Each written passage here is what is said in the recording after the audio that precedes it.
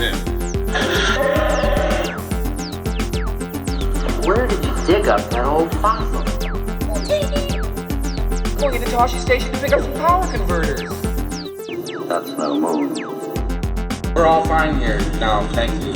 How are you? Welcome to the Star Wars Nerds Podcast. I'm Dan Dadabonker. And I'm Kenton Larson. Kenton, I have a surprise for you as we begin. Remember the movie you told me about last week? You said something about it going viral because a boy was crying about it. Adolescence? Or wait, no, which? Water. Oh, the water horse. Oh my God. That one. Yes. No, the little boy's reaction on America's Funniest Home Videos. Yeah. Screaming, crying because he loved it so much. The water horse. Why are you crying? It's so good. Yeah. I want it. Chris did the water horse. It was never gonna die. Did you watch the water? I'm not. No, I'm not. I just picked it up. I found it at the thrift store like the next day. It was funny. The next day after that. Unbelievable. I thought, and I had to make sure this is The Water Horse Legend of the Deep, which is the title of the movie. I thought it might have been a sequel, but it's not. This is the actual movie. It's the only water horse movie they ever made. Yeah. From Walden Media, who brought you The Chronicles of Narnia. This is a 2-disc special edition that I got at Value Village. So I'm going to watch it, and I might have to work it into like a themed week or something on my TikTok page. Oh, they got special features. Look at that. Look at the water. There he is. That is great. If you can find the video, it is America's Funniest Videos, is I think the place that showed it first. If you can find that clip to go with your review, and then it should be you laying on the couch in the same position. I bought it. Hey, I bought it. Yeah. So there you go. I own it. Can we buy it? This is so good. Yeah. I love this. Yeah. Can we keep it? We're going to talk about Star Wars today. We have a new season of Andor coming back in 2 weeks, season 2. And we've had a lot of promotional materials also released since the initial trailer that I hated, that I reacted so strongly. I loved it. I still love. That's still one of my favorite Star Wars trailers. Well, I know. I love it. The music. You like the music, and I get that. Oh, I love the music. No, but I love the music, and I love what they show. I thought it was fantastic. I love it. My big issue, of course, is all the text they put on the screen to try and show everybody who didn't watch it that this is a show worth watching. And I think you're right. I think that was meant for that. And then the second trailer that we have, and it came out a little bit later, is a more straight ahead trailer for the show. Yeah. Just kind of showing kind of what's coming up without as much text. And so I like that a lot more. Do you want to watch it? Should we watch it? Sure. Or just put the audio in there for the people? Okay, let's watch this, and then I don't know if you're gonna be able. You should be able to hear it anyway. Okay. I came with you to be part of something.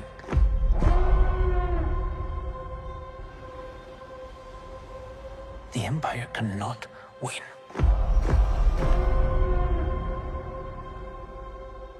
It's a different kind of mission.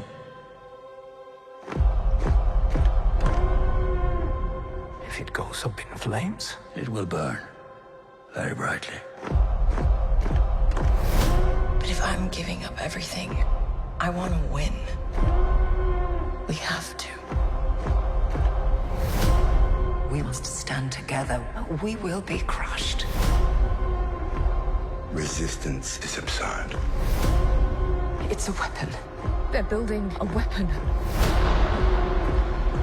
The monster will come for us all. Revolution is not for the saying. You're right here, and you're ready to fight.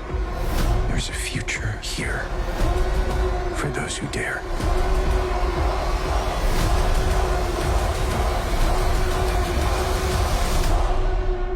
Welcome to the rebellion.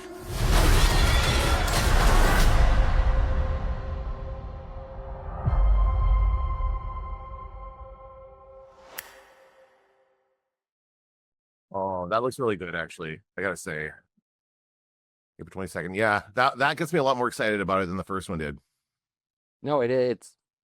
I find it very exciting. I find both trailers exciting, but I love the original show. Yeah, it's a great show. Did you watch? There's also a 30-second spot that I saw that I really liked that kind of cut together in a quicker succession. And there's also a 14-minute long previously on, which was posted on Disney Plus. Did you see that? I think I did, but is that the one There's a choking scene. No, it's a 14-minute recap of the previous season. Pardon me. I did see the recap. The video that you just played, I couldn't see that one, but I can't remember. Is that the one where you see someone being choked, or is that okay? That's probably the other one then. No, but I did watch, like today, I watched this 14-minute, it's like the previously on. It's like the thing you see at the beginning of the show. Yeah. But it's 14 minutes long with ads, I might add. That's on the ad-supported Disney Plus. There were 2 ad breaks in the middle of that thing. And basically, I mean, all it did is really get me excited to watch the first season of Andor again, which I've seen 3 times now. So it just makes it's so good. It's such a good, like, I kind of wish it was a movie so we could watch it in shorter period of time, but it continues to be just such a great story. And especially the prison stuff. Again, that whole prison sequence was just hilarious. Now, the one thing I noticed, and I guess is a bit of a spoiler for you, in that sequence, they show a bunch of that. They show Kino Loy. They show, what's his name? The guy who's in charge of the prison and him getting out and everyone escaping, but they do not show I Can't Swim. That clip was not in the recap of him not being able to swim. So I don't think we're going to get him in this season. I don't think we're going to get, sorry, what's his name again? I'm blanking on his name. Andy Serkis? Yeah. You don't think? How come? I don't get it. Because they didn't. So they're showing all the scenes. They're showing everything like relevant that everyone needs to know. As far as a lot of him, they showed him like yelling and leading the people in the revolt and everything like that. But they did not show the scene where he sits there and goes, "I can't swim." But they did show the shot of like the overhead shot of all the people like swimming away from the prison. Yeah. So I don't think they're going to come back to him. I know. I think they have to. Okay. I think they have. I think they have to. Come on. And even in the recap, with the part where he's talking into the speaker, that's just gold. And the Imperial guy's hiding behind the door because they're chicken. Yeah, it's really good. It's solid. I think even as a cameo, I think he'll be back. But it might not be long. It might not be a very long sequence. But I do think we have to learn his fate, unless there's only one exception to that rule, and that's if there isn't some other movie or show out there that might do the same thing. I don't think they're going to do that at this point. I think they're going to keep things pretty straight ahead, and just go with what they know works. Now, I expect this to be a big hit. I think people are going to come back to this and realize they have probably rewatched this first season, or actually watched the first season by this point. They realize that it's a good show, and I expect this second season to be just as good. Like the only thing I was worried about it until the very end when they show Cyril, who's probably my favorite character in the whole thing. He is still in it, and I believe his mother is still in it as well. Yeah, she is. And she was in the recap. Like, there's lots of stuff that's in the recap that's really good. And I'm like, oh, I can't wait to see the characters again. And we see a little bit of Brasso and the rest of the people from his town who have resettled on a new planet. Looks like they're farming and trying to make a new life there, that kind of thing. So we get to get on. Then the Empire shows up. And the Empire shows up, yeah. And it looks like they're leading into Rogue One. It looks like they're leading directly into Rogue One because we see the Death Star being built. We see what's his name? Again, blanking on Ben Mendelsohn. Yeah. And so yeah, I don't know if is this it? There's not going to be a third season. This is going to lead right into. No, this is it. But there's apparently each set of 3 episodes is being released at once, so 3 episodes a week. And each one covers a specific time frame. So there's apparently time jumps between each week. Okay. There's going to be time jumps of some sort. In the video that we did not watch, there is a brief moment, and I won't spoil it, but someone going, Darth Vader is choking somebody. I think I think Darth Vader himself will be in this. Okay. Unless, of course, I mean, people do choke on things other than when they're being choked by the Force. But in Star Wars, maybe not so much. He's choking on a piece of steak. It could be, this person could be choking on something else. But when I watch it, so your favorite character is Cyril. Do you think, and I never thought this once during season 1, but now I'm thinking it just on the basis of this, is he horrified by what he sees, and does he actually change sides to the rebellion? No, I think he's going all in. He's an Empire guy through and through. He's not really, like at the beginning, he's the pre-Moore or whatever they are. I don't remember the name of where they are, the planet where they are. Yeah. He's not really an Empire guy, but now he wants to be part of the Empire. I think that's what we're going to see him do is become like an Empire, Right. officer. One of the guys at the table with Darth Vader in that first scene in Star Wars, right? Right. That's right. He becomes that. I don't know. We'll see. We'll see what I'm happens. curious to know whatever way it goes, will he pay the ultimate price? Will he be dead? I don't know. And same with the our blonde friend who works for the Empire. I can't remember her name. Yeah, they mention again. They make a point of mentioning her name in the recap, and they do a really good job of like reminding you of all the characters and their names and their importance. I don't remember her name though. I'm sure it's on the tip of my tongue, but it'll be interesting to see how this all goes. Will we see claymation Tarkin? I think we will. Probably, yeah. Although he'll look better than he did in Rogue One. Oh yeah, it'll look better. It'll remind us. It'll remind us how far the technology's come. Yeah, I'm sure. Even the two Lukes between one to the other, look notably different.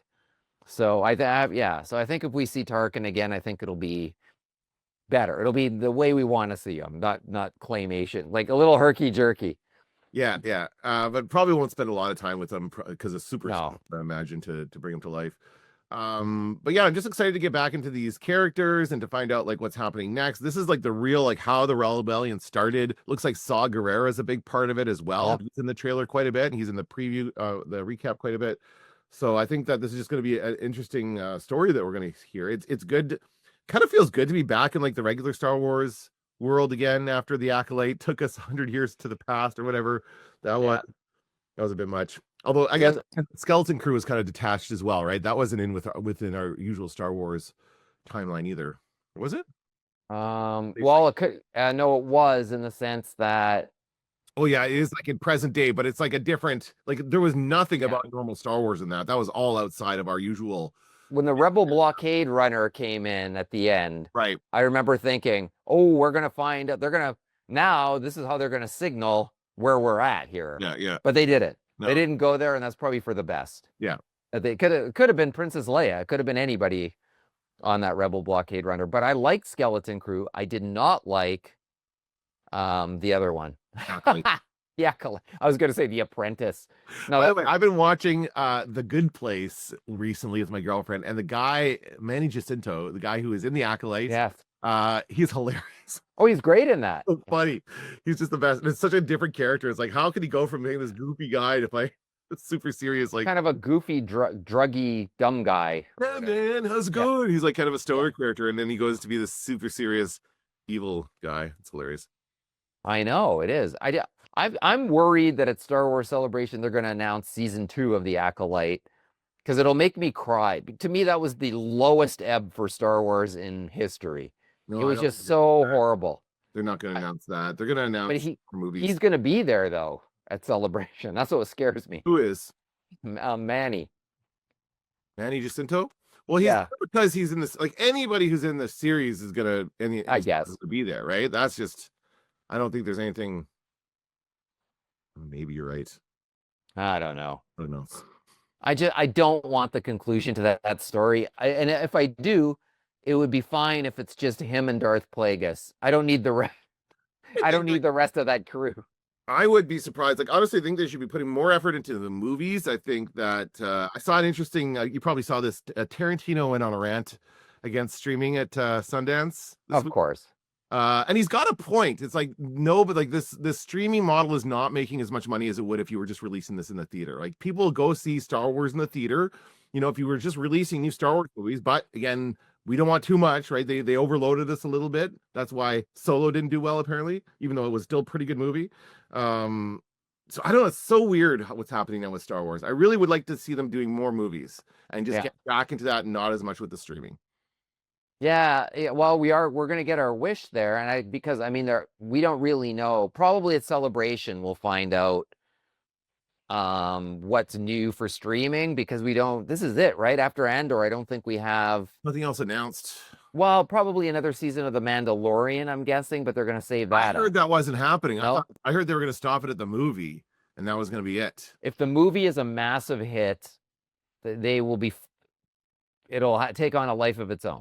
If it's not a massive hit, but then again, what's even a hit movie anymore? Well, that's right. Like, hilarious. They talk about I saw an article about movies and how much this it's down from last year. Yeah. And it's only for the reason is that because the movies that came out last year were not as popular as this year. It's like we had the Minecraft movie last weekend, which blew up and everybody went to see it. Yes. But it's not going to last. Like that's got one good, maybe two good weekends in the theater and that's it. And it's done. Right. Whereas they used to have movies in theaters for weeks or months and they would make more money off of it. Now this Minecraft movie is going to go to streaming in a couple weeks. Yeah. And so anybody who wanted to see it will just wait for that. My kids, by the way, they loved it. Did the kids wreck the theater when they saw it, or what? Apparently, I didn't go with them. They went with their mom, and apparently, my daughter Shannon was yelling the whole time. Well, yeah, I mean, yelling is one thing if it's audience participation, but did you see some of those viral clips of everybody just going berserk, like hurting people, like throwing? I know the hurting. Drinks That's a bit much. My reaction is like the people who are complaining about it just don't go to the theater. If you don't want to see movies with other people, don't go to the theater. I think I know what the problem is, though. What? You got the crazy Minecraft kids going there. They never leave the house, let's be honest. So they're leaving the house for the first time in history. They're all amped up. They're high on caffeine and on good vibes. They go there. At the same time, mom and pop show up at the theater and they notice, oh, Jack Black is in a movie. He's in a film. He's funny. Let's go see that. And so now you've got mom and dad and amped up kids in the same theater. And the kids know what to do. The adults think they're just going to watch an adult comedy with Aquaman and Jack Black. And in the end, then they're the victims of the kids running rampant. I don't buy that, Ken. First of all, the thing you're describing does not happen anymore. People don't just go to the theater and decide what they're going to see. Okay, you can't really do that. But when I tried to do that, I couldn't get in because the movie was sold out. I had to go see the Transformers Beast Wars movie instead. Oh, I wanted to horrible. see so, but that you have to buy, and ever since then, I've always bought my tickets online. I got the Cine Club because for the main reason that I don't have to pay their stupid fee. If you get the Cine Club, it's $9.99 a month. You don't have to pay the fee every time you get tickets, but also you get a cheap ticket every month. You get a $9.99 ticket. Basically, your $10 gets you a ticket. It's a pretty good deal if you use the tickets. And I have struggled to go to the movies these last few months. I've tried. The first month I went and saw Wolfman. Oh no. Last month, and it's usually Shannon I'm going with. Shannon will go see any horror movie, so I'll go see a movie with her. Yeah. We went to see The Monkey the next month, and I didn't see anything in March. There was nothing in March that I wanted to see. I have a ticket banked for March because I didn't see anything last month. But there was nothing I wanted. There was nothing that came out. And that's why the box office is so much lower than it was the previous year. I can't remember what came out this time last year, but those movies were big hits, and so it brought people to the theater. But the problem is there's only a couple of movies coming out every month. You got one movie per weekend, one movie every 2 weeks, whereas it used to be like 10 movies all at the same time. If you look at like the release schedule for films 30 years ago or 40 years ago, even 1985, it is like full of movies. You could show up, you could go, oh, mom and dad are going to go see a drama and the kids are going to go see a family movie and we'll meet back here afterwards. It was like this whole thing where you could just make a choice and be in the moment. And now that's gone completely. Yeah. All the theaters are going to show, all they're going to do is show the Minecraft movie. You're going to have 5 theaters showing the Minecraft movie for the next 3 weeks until people get sick of it. And then whatever the new one comes in and it replaces it. I was very excited to see the Naked Gun trailer. Did you see that? I did. It's funny. Yeah. I like almost everything about this movie, that they're doing Naked Gun again, that Liam Neeson is involved. He's a perfect person to take over that role, I think. But I was so worried they weren't going to release in the theaters. I was so worried it was going to go straight to Paramount Plus or something like that because they don't have confidence it's going to do well or something like that, or they've done some focus group and the people don't like it and they're too worried that it's not going to make a big splash. The comedies are not coming out as much as they used to, and that really bugs me because you used to be able to go and see hilarious movies in the theater. They're like lots of genres are kind of missing now. Well, then again, some of them went, like now you see them kind of as TV shows on streaming more than you would at the theater. But I sort of miss, like there would be like sort of a coming of age movie for teenagers, and it was nice and it was good vibes, and the occasional one would break through to an older audience, and it was just like a slice of life, kind of teaching kids, how to get through difficult times in their life. And to sort of like give them the inspiration to move on was kind of You know, it's a character who was like them, and you just don't. It just doesn't exist anymore. That kind of thing. Because all the resources are being put into streaming. All the top Hollywood resources is Apple TV, it's Prime, which owns MGM, and they don't release anything unless they have to. It's Netflix, which never releases anything in theater unless they have to. They only release theaters when they have to do it for like awards considerations and stuff like that.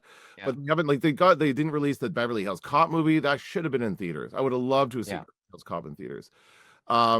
And all this money is being put into streaming because it's popular and they're like selling subscriptions or whatever, but it's not ending up, the money is not ending up in the pockets of the people making these things, right? As it was current, and then nobody sees the actual things. Like imagine if Slow Horses, instead of Slow Horses being, I just almost done it, by the way, it's so amazing, and that was like a series of films. And you went to see one every couple of years, like a Bond film or like the Jack Ryan movies or something like that. That would be very cool. And I would love to watch Slow Horses on the big screen. Like that is a cinematic show that is like just as good as any movie you're seeing out there. And the same thing with that the Godzilla one, the Legacy of Monsters. Like it's kind of slow and boring in parts, but it looks amazing and the special effects are just as good as anything else you see. All the resources are being put into this streaming and nobody's bothering to release anything in theaters. I don't know why. It's weird to me that for some reason watching a series in the theater is not translating. Maybe it's because I don't know. Like, do you think I could schedule like Tuesday? If I went to movie theater, I wanted to air like Severance on Tuesday nights. Do you think I could do that?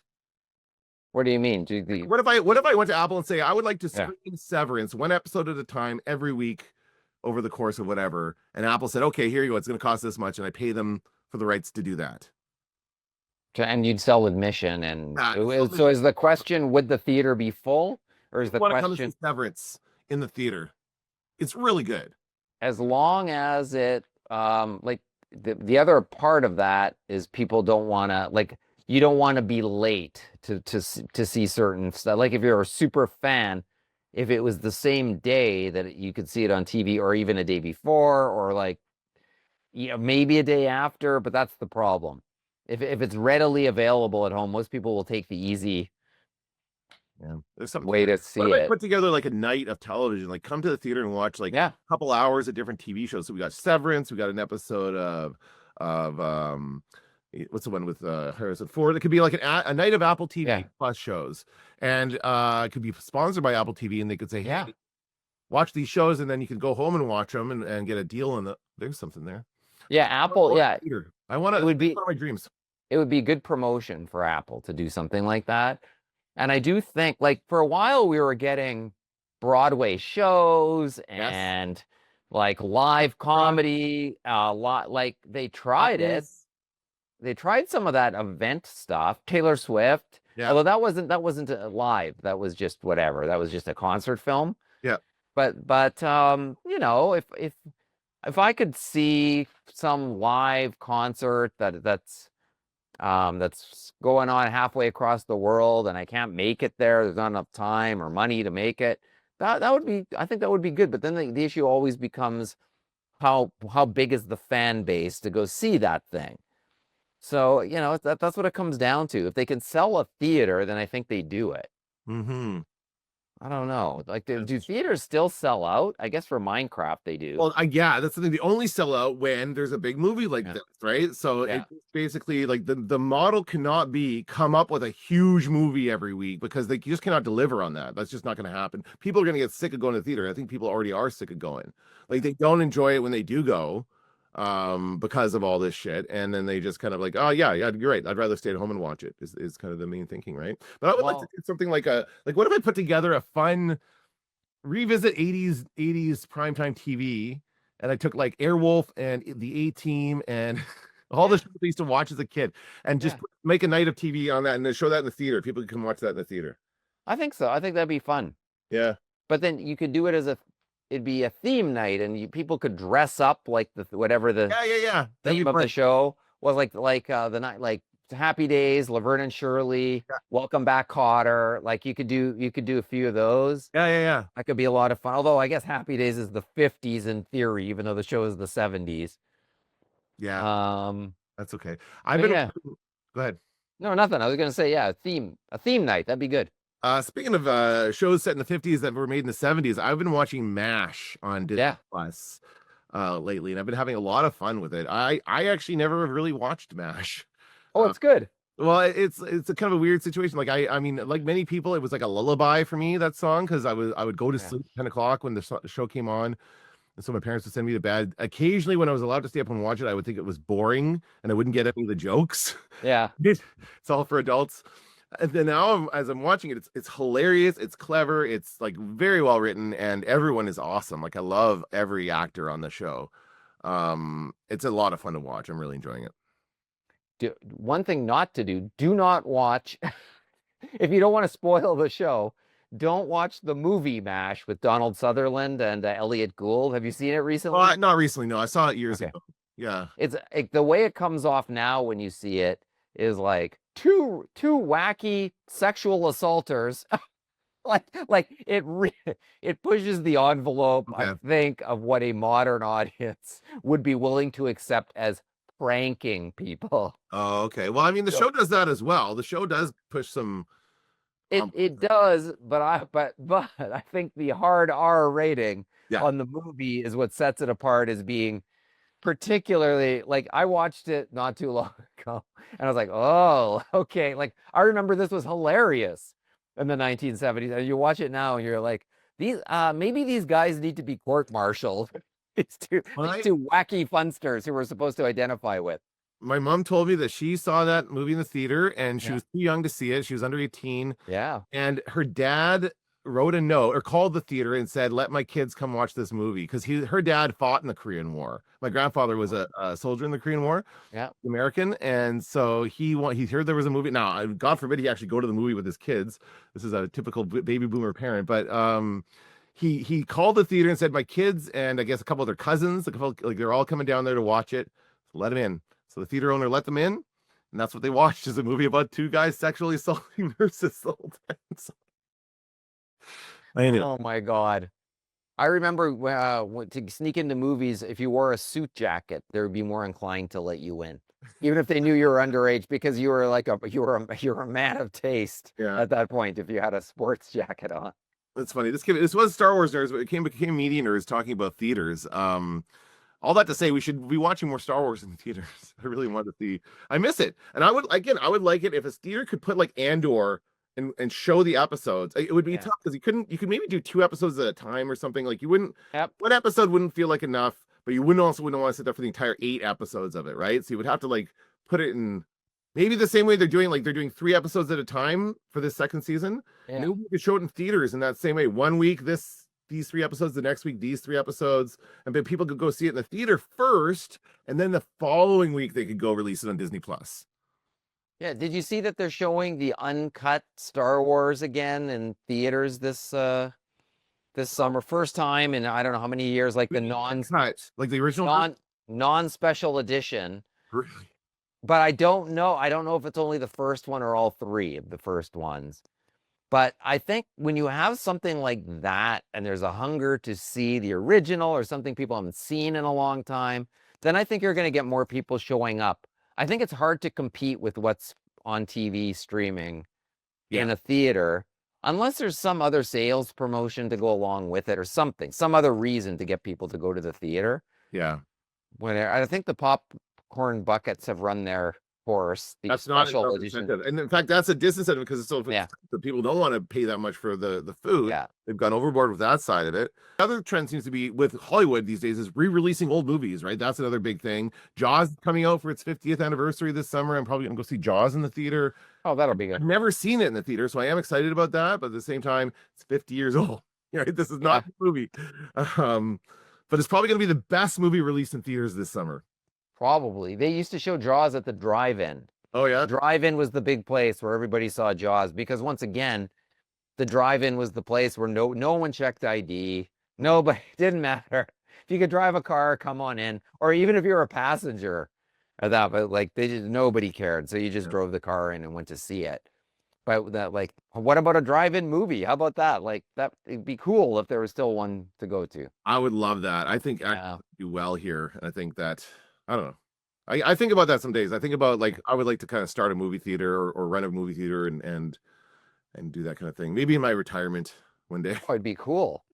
It'd be a lot of I remember thinking that too. Like, I wish I owned a theater and I could show all these movies that I like, but then when you're young, you don't think about the licensing fees and right, and all that other stuff to get around it, or to well, I was gonna say, if you could run a bootleg version of that, just show whatever you can get your hands on, that could be pretty fun.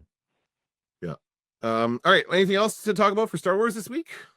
No, I don't think so. I think that's it. No new toys or anything out there? No, it's sad. It's a sad state of affairs for Star Wars toys. Yeah. It's just been forever since I've seen anything new. Maybe Andor will make them release something. I don't know. It's more like an adult show. It's hard, but then again, that's who's buying toys, I guess. So maybe they will. You know, the last time they had an Andor figure, and he came, but he looked terrible. That was the main problem. But he came with the droid from the show. Oh, I love him. And I came that close to getting it. But the thing that made me not get it was sealed in the package, so you couldn't actually see the figure that you were buying. You had to open it up. Okay. And so, so you couldn't see it. So then I went online to look at it, and there I found everybody saying how terrible it looked. I was like, okay, well, I'm not buying something that I can't see, first of all. And then secondly, everybody says it's bad online. So I just said, forget it. Yeah. But it would, hey, surprise us. I don't know. I don't know if there's a market anymore for Star Wars toys. Like for the classic vintage stuff, of course there is. Yeah. I don't know. I don't know if anybody rushes to the toy store anymore to look for this stuff. Very few, I'd say. Interesting. Well, I'd be curious to hear back from anybody who still does. And maybe we should take a field trip out to the toy store one day and see what's on the shelf. Oh, yeah. Maybe we should. Fun. All right. Yeah, that could be interesting. That's going to do it for this episode of the Star Wars Nerds. I'm Dan Vademacher. I'm Kenton Larson. Don't let the Force hit you on the ass. Going to Toshi Station to pick up some power converters. Now I am the master. I'm taking an awful risk, mate.